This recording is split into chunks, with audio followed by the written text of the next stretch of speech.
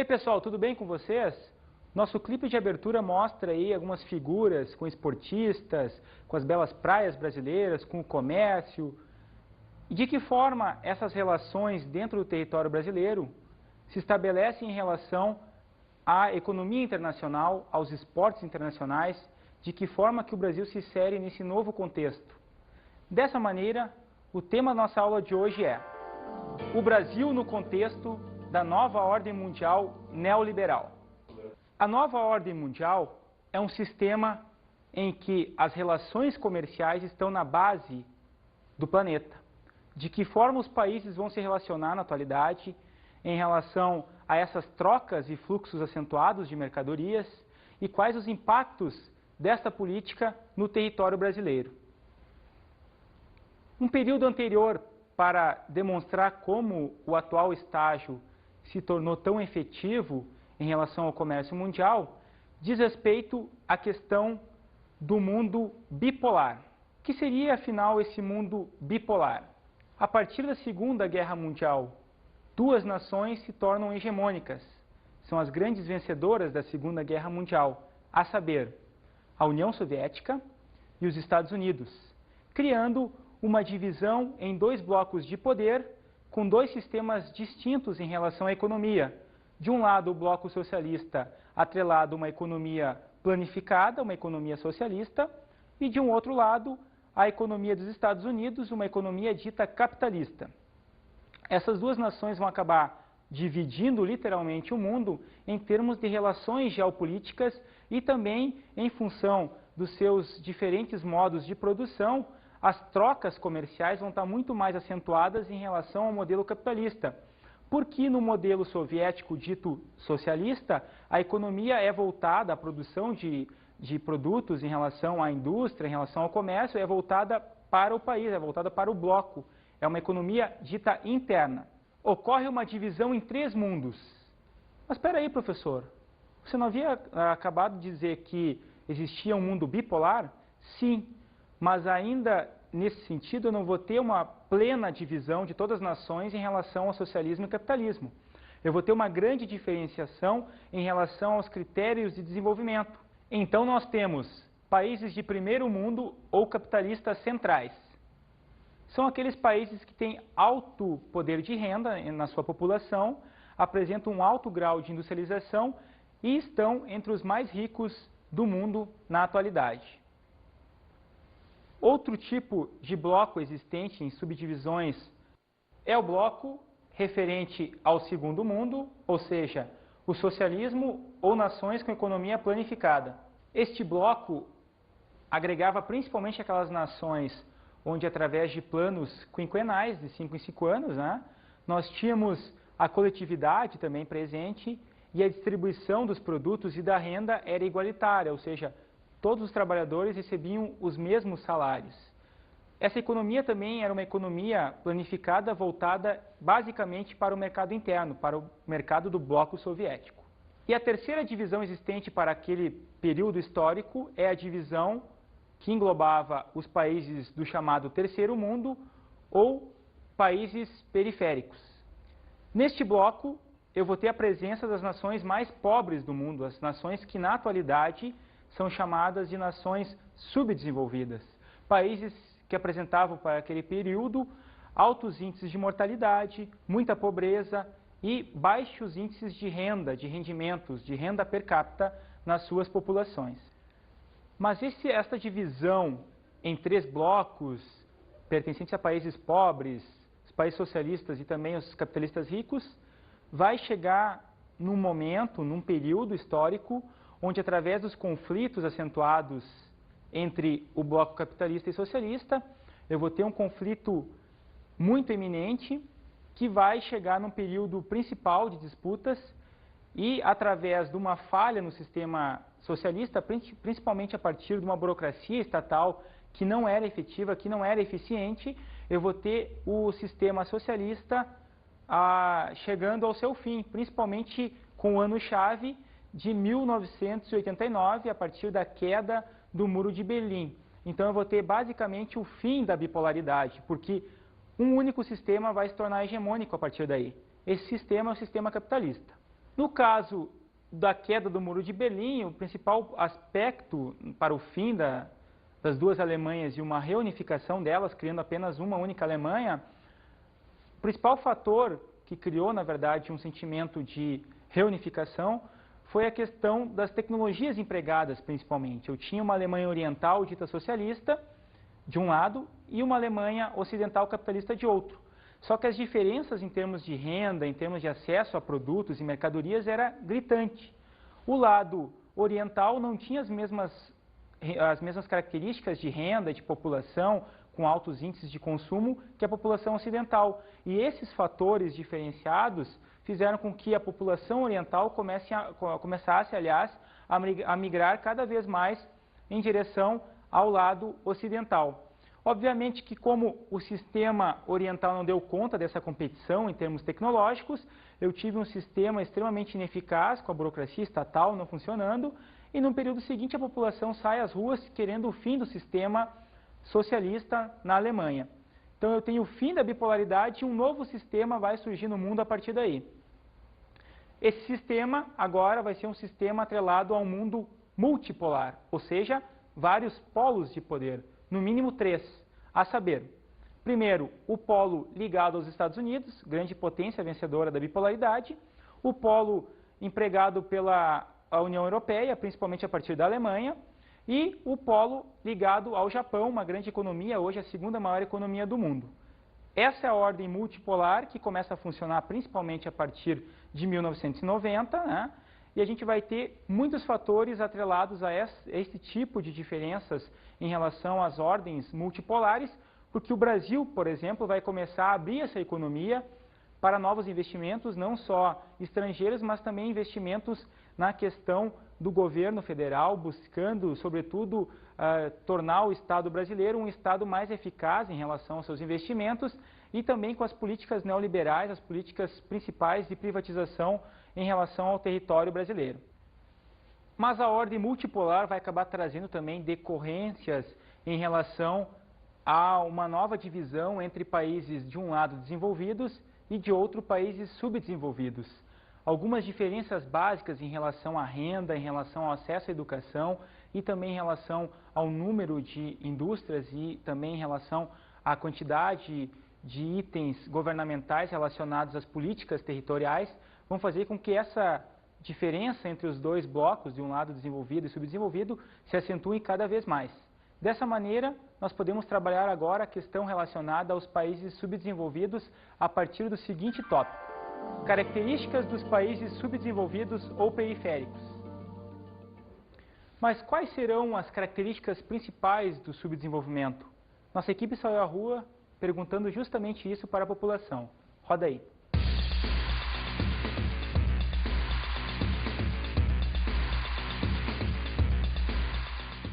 Quais são as principais características dos países subdesenvolvidos? Pobreza, analfabetismo. Poder aquisitivo também do pessoal, né, é baixo também. De emprego, fome. A desigualdade social, o analfabetismo talvez. Acho que essas são as principais, talvez. E a desigualdade de oportunidades. Pobreza financeira e pobreza de cultura. A enquete mostrou muito bem as diferentes opiniões da população em relação às características principais do subdesenvolvimento. Questão da falta de acesso às melhores condições de vida a partir da educação, distribuição de renda e também a desigualdade social são fatores que vão acabar gerando nos países ditos subdesenvolvidos grandes desníveis de acesso a esses bens, tanto de caráter social quanto econômico. Outra característica importante em relação aos países subdesenvolvidos é a questão do endividamento. São países como o Brasil, por exemplo, que apresentam grandes dívidas externas, contraídas principalmente a partir de políticas governamentais visando a industrialização desses países. O Brasil começou a aumentar sua dívida externa a partir da década de 50, justamente o período de maior investimento na sua indústria. A atração de investimentos ela acabou sendo realizada principalmente a partir de empréstimos junto ao Fundo Monetário Internacional, FMI, e também a partir de investimentos do Banco Mundial. A agricultura destinada à exportação também é outra característica importante dos países subdesenvolvidos. Essa agricultura leva em conta apenas os mercados exportadores. Tanto é que os melhores produtos, as melhores safras são destinadas aos países compradores, sobretudo os países ricos do norte, como Estados Unidos, Japão e os países da União Europeia. Em contraponto a isso, eu vou ter uma população que consome produtos de qualidade inferior, produtos agrícolas, sobretudo, e também produtos que têm um alto custo, não só na sua produção, mas também no seu escoamento e no acesso das populações a esses produtos, com custos elevados, com preços finais extremamente elevados, principalmente em função da existência de uma grande cadeia de distribuição. Eu tenho vários atravessadores nesses países que acabam, de alguma forma, encarecendo, né, o custo final do produto. Outro fator importante diz respeito à importação de tecnologia em relação aos países subdesenvolvidos. Países que, para se industrializar, no caso do Brasil, do México e da Argentina, tiveram que atrair investimentos externos de empresas norte-americanas, europeias e japonesas, que repassaram em períodos seguintes as suas tecnologias. Só que, obviamente, essas tecnologias não são as tecnologias mais modernas, porque os países ricos sabem muito bem que, à medida que eu libero as tecnologias em diversas fases, eu consigo manter uma hegemonia que não é apenas econômica, mas também é geopolítica e é também cultural. Os países subdesenvolvidos são, na verdade, o local para a instalação das empresas multinacionais. Empresas do setor automobilístico, empresas do ramo de alimentação e também do setor de eletroeletrônicos. Essas empresas começam a se instalar nos países subdesenvolvidos a partir da década de 50, em função de uma série de políticas dentro dos respectivos territórios dos países ricos. A população também dos países ricos começou, de alguma forma, a criar movimentos que contestavam essas políticas industriais, principalmente em função da poluição. Então, sabendo que existiam movimentos que contestavam a poluição e também em função do deslocamento do custo da produção, dos altos salários praticados nos países ricos, as empresas desses setores resolveram se instalar nos países pobres e subdesenvolvidos, países onde, através de investimentos, tanto estatais quanto empréstimos internacionais, essas empresas obtinham algumas vantagens em relação aos fatores locacionais, fatores esses como a mão de obra mais barata, os recursos naturais abundantes e os incentivos fiscais praticados pelos governos locais. Brasil, mão de obra mal remunerada. O país apresenta atualmente uma mão de obra que não tem uma qualificação para o trabalho, principalmente em função dos investimentos governamentais nos setores básicos da educação, desde a educação primária até o nível superior. À medida que o Estado neoliberal entra no país, principalmente a partir da década de 90, os governos que se seguem resolvem não investir mais em educação. Só que esse setor é prioritário para o desenvolvimento de uma nação. E o Brasil peca justamente nesse quesito. À medida que os investimentos são reduzidos, as universidades se tornam sucateadas, existe uma falta de professores em relação à educação, em relação às escolas e universidades, e obviamente eu vou ter como consequência desse fator uma mão de obra que não é qualificada para o trabalho. Existem poucos cursos de ordem técnica, as universidades têm poucas vagas, são extremamente elitizadas, e a mão de obra vai sofrer com isso. Uma mão de obra que não é qualificada e que tem baixos salários em função da sua má qualificação. Outra característica do Brasil na atualidade é a questão da informalidade. A presença da economia informal ocorre principalmente a partir da falta de emprego. Eu tenho um emprego estrutural já no país e tenho também o surgimento de um grande índice de desemprego. A população que não tem qualificação não encontra mais empregos, inclusive empregos que até então pagavam baixos salários, e acaba migrando para um setor que hoje é cada vez mais presente, principalmente em relação aos grandes centros urbanos, que é o setor informal. A prática de venda de produtos ilegais, a prática de venda de alimentos perecíveis, obviamente, a questão do fast food, né, nas praças, nos parques das cidades, cachorro-quente, pipoca, enfim, são atividades que acabam empregando boa parte da população no setor informal, mas que não possibilitam um rendimento a partir de um salário fixo e também em relação aos direitos trabalhistas. É uma população que acaba trabalhando 15, 16 horas, ela não tem um horário definido de trabalho e os rendimentos são escassos. Nem sempre essa população vai obter ganhos, digamos, estáveis. Em alguns períodos ela vai ter maiores rendimentos, em outros ela vai ter algumas crises com baixos rendimentos e, obviamente, a qualidade de vida dessa população vai ser uma qualidade ruim em relação ao território brasileiro, em relação às demais classes, principalmente na questão da população que tem um emprego já formalizado e tem maiores rendimentos a partir de uma qualificação para o trabalho. O protecionismo encontrado para exportar matéria-prima é outro fator importante em relação ao Brasil no contexto da nova ordem mundial. O Brasil exporta, sobretudo para os Estados Unidos, tabaco, suco de laranja e algodão, só que sofre principalmente em função das práticas protecionistas norte-americanas. Para vocês terem uma ideia, o tabaco brasileiro é sobretaxado em mais de 400%.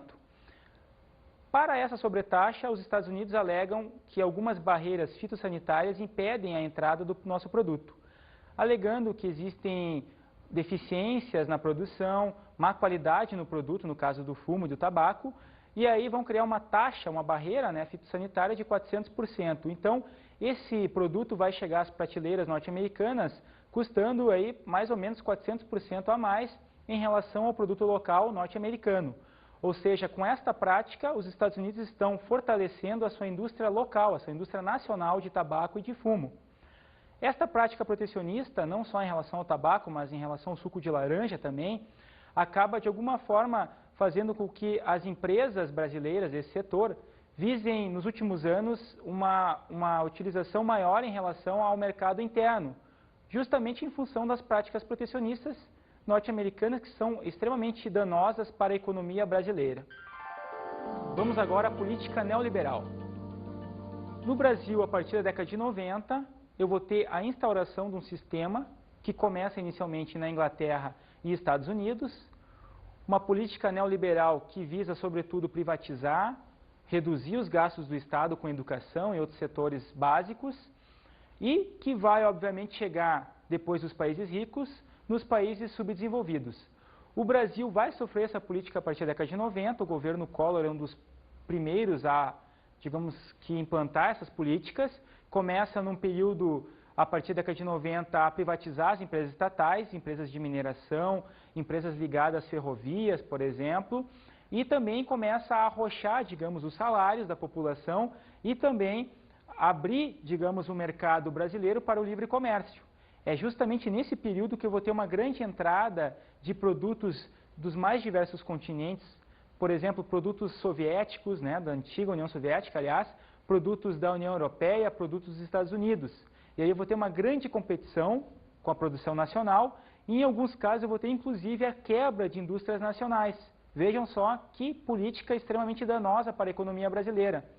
Para vocês terem uma ideia, o setor calçadista, que era um dos mais fortes, ainda é forte no Brasil, sofreu grandes perdas, aliás, principalmente a partir da competição com os calçados chineses, que entravam aqui a partir da década de 90, custando até 10 vezes menos que os calçados produzidos no Brasil.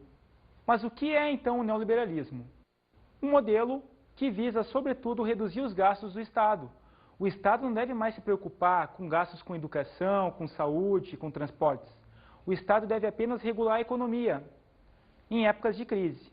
Esse modelo, na verdade, neoliberal, que está dizendo neo é novo e liberal tem a ver com as questões da economia livre, é um modelo que começou na década de 30 nos Estados Unidos, modelo liberal, e que toma uma nova roupagem, ele adquire uma nova roupagem a partir do final da década de 70, nos Estados Unidos e na Inglaterra. Chega aos países pobres e subdesenvolvidos e acaba criando uma série de impactos para a economia mundial, porque hoje, dentro do modelo neoliberal, o que vale é a livre circulação de mercadorias e um afrouxamento, digamos assim, das fronteiras nacionais. Eu tenho que criar algumas medidas dentro dos territórios para receber investimentos externos a partir de empresas com as suas mercadorias e eu tenho que tornar o Estado cada vez mais viável em termos de investimentos e também em relação ao pagamento das dívidas externas. O Estado agora tem que cumprir as metas para os novos investimentos, para os novos empréstimos, junto ao FMI, junto ao Banco Mundial. E se o Estado não segue essas normas, essas cartilhas dessas organizações internacionais, em épocas de crise, esses países não receberão novos empréstimos, novos investimentos. a desregulamentação dos mercados de trabalho e bens e serviços.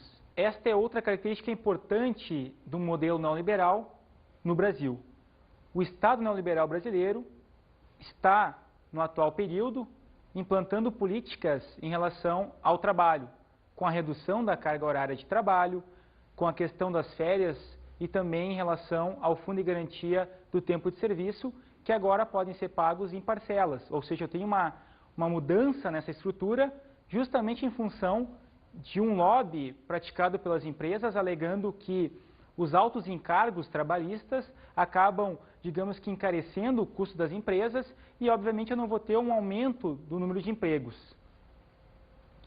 Essa política também busca, a partir da redução das jornadas de trabalho e redução dos direitos trabalhistas, alterar a estrutura do trabalho, do mercado de trabalho no Brasil. Porque as reformas não dizem apenas respeito ao trabalho, mas dizem respeito aos incentivos fiscais, ou seja, uma redução na carga tributária, que permita uma expansão do mercado de trabalho, que hoje nós sabemos que no Brasil acaba deixando muita gente de fora, criando uma espécie de exército de reserva de mão de obra, porque em função de uma diferença dos níveis tecnológicos, a má qualificação da população e também em função dos novos empregos tecnológicos, aqueles empregos que utilizam alta mecanização, eu tenho muita gente desempregada, principalmente nos grandes centros urbanos brasileiros. O questionamento do poder do Estado como aparato protetor das economias nacionais é outra característica importante do modelo neoliberal no Brasil. O Estado deixa cada vez mais de incentivar novas tecnologias no território, a construção de estradas e infraestruturas, ou seja, dentro de uma lógica que era nacionalista, o Estado não mais investe nessas áreas e acaba priorizando apenas a questão das moedas, a circulação das moedas dos serviços a partir de controles econômicos, a partir do Banco Central, que vai estabelecer políticas, a criação de fluxos de câmbio, a entrada de novos investimentos estrangeiros e também em relação às políticas salariais. Esta é a principal função do Estado brasileiro em relação à nova ordem mundial. Próximo ponto importante em relação à questão da nova ordem mundial e seus reflexos no Brasil é a questão da abertura econômica e financeira para o exterior. A abertura brasileira para a entrada de investimentos não só produtivos em relação à chegada das indústrias provindas dos países principalmente ricos, mas também os investimentos especulativos em bolsas de valores acabam de alguma forma regulamentando os fluxos não só de mercadorias, mas também de serviços no território brasileiro. Hoje, no atual período do modelo neoliberal, cada vez mais eu tenho bolsas de valores interligadas. No caso, no Brasil, a gente tem a Bolsa de São Paulo como bolsa principal, interligada com as principais bolsas do mundo, bolsas como Nova York, a Bolsa de Paris, a Bolsa de Tóquio, que são bolsas que regulamentam os investimentos e hoje, com a questão da globalização, eu tenho trocas de fluxos de moeda, por exemplo, investimentos especulativos instantâneas a partir de um computador central. Interligados esses computadores, eu posso criar inclusive crises em relação a países periféricos. Um exemplo desse fator ocorreu com a crise asiática no final da década de 90, que teve reflexo sim na economia brasileira, justamente em função dessa interligação existente a partir das bolsas de valores. A privatização das empresas estatais é um outro fator muito importante para o Brasil na nova ordem mundial. À medida que o Estado tenta desregulamentar esses gastos com empresas do setor de mineração, empresas do setor de transporte e serviços, eu tenho o interesse, obviamente, de capitais estrangeiros, sobretudo norte-americanos, europeus e japoneses, na constituição dessas empresas, na entrada desses capitais nessas empresas. E, obviamente, uma das características principais da entrada dos capitais nas privatizações é a questão da redução dos postos de trabalho. Ou seja, quando uma empresa estatal é privatizada, boa parte dos funcionários que até então estavam trabalhando nela são demitidos. E os que permanecem têm que realizar atividades relacionadas às suas atividades anteriores e dos funcionários que foram demitidos. Ou seja, é uma prática que visa, sobretudo, um aumento da lucratividade a partir de setores até então lucrativos. Na época das primeiras privatizações, isso início da década de 90, nós tínhamos no Brasil uma propaganda realizada não só pelo governo, mas por uma série de empresários, no sentido de que privatizar era benéfico para o país.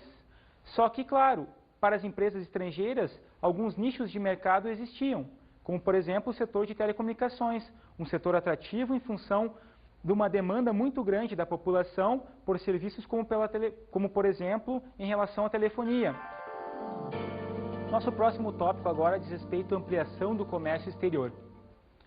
O Brasil precisa se inserir numa nova lógica onde a expansão dos produtos, a venda dos produtos tende a aumentar. Dessa forma, o Brasil acaba criando acordos, não só dentro de blocos, mas também acordos bilaterais entre países, e busca, sobretudo, aumentar suas exportações, gerando maiores divisas para o país. A entrada do Brasil no Mercosul, Mercado Comum do Sul, foi uma iniciativa importante para inserir o Brasil na questão do aumento das exportações em relação aos países integrantes desse bloco. O Mercosul foi criado a partir do Tratado de Assunção, estabelecido no ano de 1991, e os principais países membros desse bloco são Argentina, Brasil, Uruguai e Paraguai. Os 4 países integrantes do Mercosul buscam, desde a década de 90, ampliar as suas trocas comerciais e também culturais. Nós temos 2 países considerados líderes do bloco, a Argentina e o Brasil, que têm os maiores volumes de exportação, não só dentro do Mercosul, mas também em relação aos demais países do mundo. São economias consideradas industrializadas e altamente competitivas no mercado internacional. Mas a partir de uma crise na Argentina, isso principalmente aí pelo final da década de 1990, a economia desse país passa por um grande desmantelamento, principalmente em relação à sua indústria, e visando nos anos seguintes uma nova remodelação industrial, o país resolve criar alguns embargos em relação ao seu principal concorrente, no caso o Brasil. Em alguns setores onde o Brasil era ainda extremamente competitivo, como setores calçadistas, eletroeletrônicos e de automóveis, o governo argentino resolveu criar algumas tarifas externas para o governo brasileiro. Logo, a entrada dos produtos das empresas brasileiras ficaram dificultadas em função de um reaquecimento da economia do país vizinho, no caso da Argentina. Então nós temos hoje um bloco chamado Mercosul num período de crise, onde a liderança do bloco ainda não está definida e, com essas trocas acentuadas entre Brasil e Argentina comprometidas, nós temos um período onde a diplomacia, tanto do Brasil quanto da Argentina, busca resolver esses problemas de ordem meramente econômica. Mas o Mercosul, à medida que tenta avançar em termos não só de trocas comerciais, mas também culturais, busca, de alguma forma, agregar novos membros. Os chamados membros associados do Mercosul são o Chile, que entra no bloco em 1996, a Bolívia, que entra em 1997, a Venezuela e o Peru, que entram no bloco no ano de 2004. Estes novos membros visam, sobretudo, estreitar os laços culturais e também comerciais em relação aos seus vizinhos latino-americanos.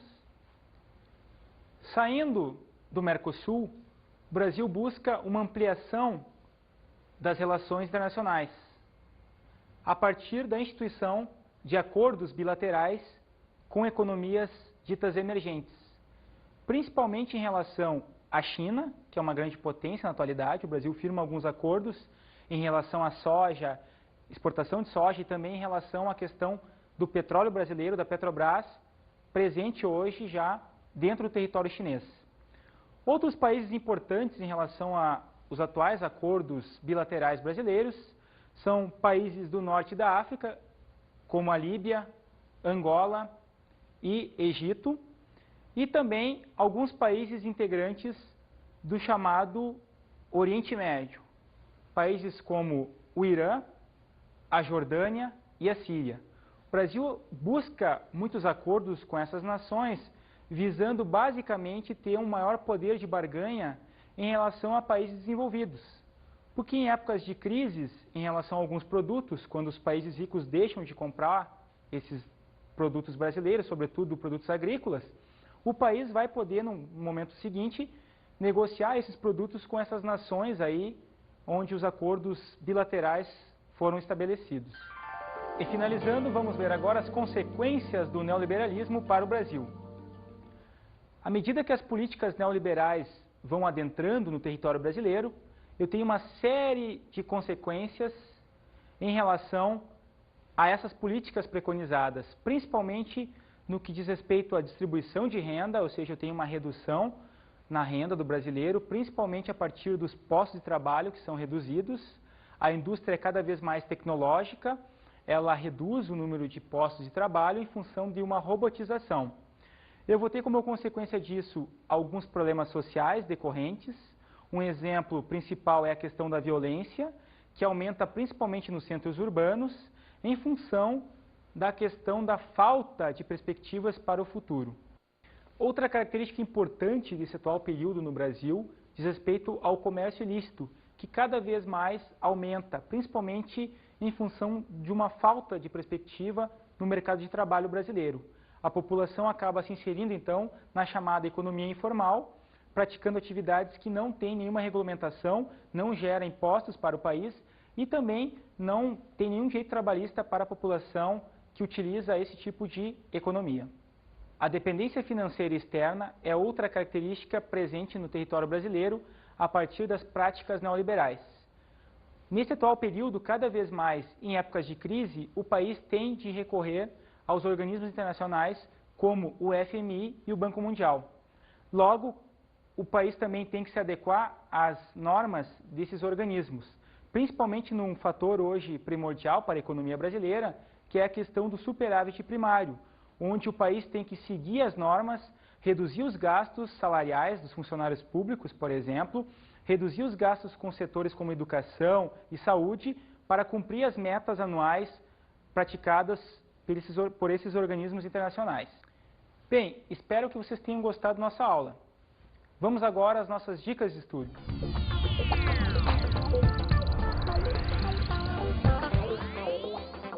Bem, pessoal, a minha dica de estudo para vocês hoje é que entrem no site www.diplo.com.br. Este é o site do jornal francês que trabalha muito bem a questão da globalização e da nova ordem mundial, mostrando inclusive a aplicação dos blocos econômicos na atualidade. Tenho certeza que vocês vão gostar. Até a próxima!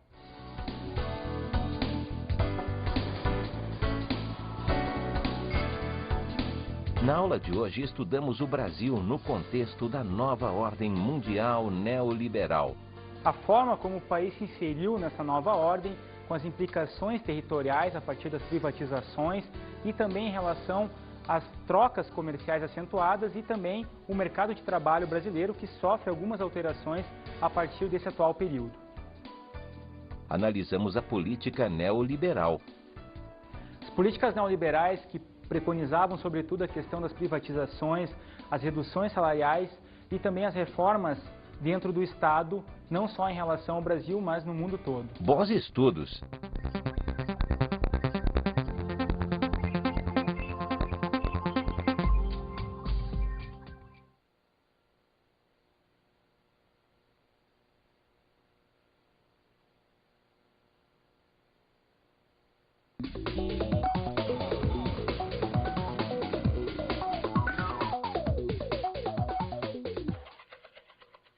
Bem, professor, uma dica importante de estudo para o trabalho em sala de aula é mostrar para os seus alunos que a partir do modelo neoliberal, o Brasil começa a privatizar algumas empresas até então estatais e justamente mostrar para esse aluno que tipo de implicações essas empresas vão ter. Será que na atualidade elas são empresas rentáveis? Espero que você tenha gostado da nossa aula de hoje. Bons estudos e até a próxima!